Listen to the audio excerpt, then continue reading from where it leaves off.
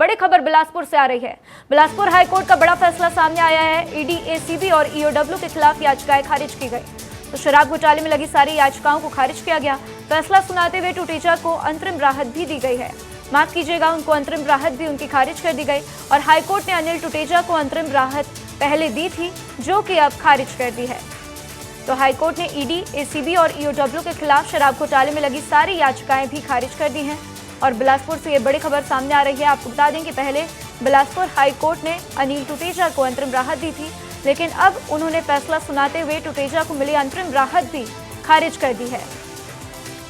तो आइए इस खबर पर ज्यादा जानकारी के लिए मेरे सहयोगी आशीष दुबे मेरे साथ जुड़ चुके हैं, उनका रुख करते हैं। आशीष, अब यहाँ पर हाईकोर्ट ने जो भी यहाँ पर याचिकाएं थी सभी को खारिज कर दी है ईडी की, साथ ही अनिल टुटेजा की भी अंतरिम राहत पर जो भी याचिकाएं थी सभी को खारिज कर दिया है। क्या कुछ इसके ऊपर जानकारी?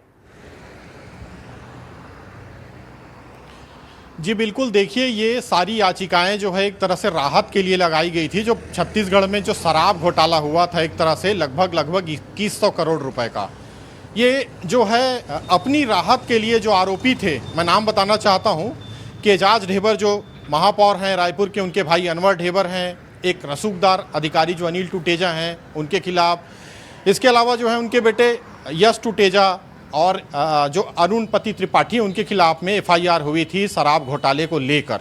और इसी शराब घोटाले के बाद उनकी गिरफ्तारी हुई और गिरफ्तारी के बाद जो है लगातार इस बात के प्रयास होते रहे कि किसी तरह से इस मामले को जो है उलझाया जाए। इसी कारण जो है यही वजह रही कि एसीबी ईओडब्ल्यू की जो एफआईआर थी उसको चुनौती देते हुए बिलासपुर हाईकोर्ट में, छत्तीसगढ़ में का जो हाईकोर्ट है वहाँ एक याचिका लगाई गई कि उनकी एफआईआर को निरस्त करते हुए जो है उन्हें अंतरिम राहत दी जाए।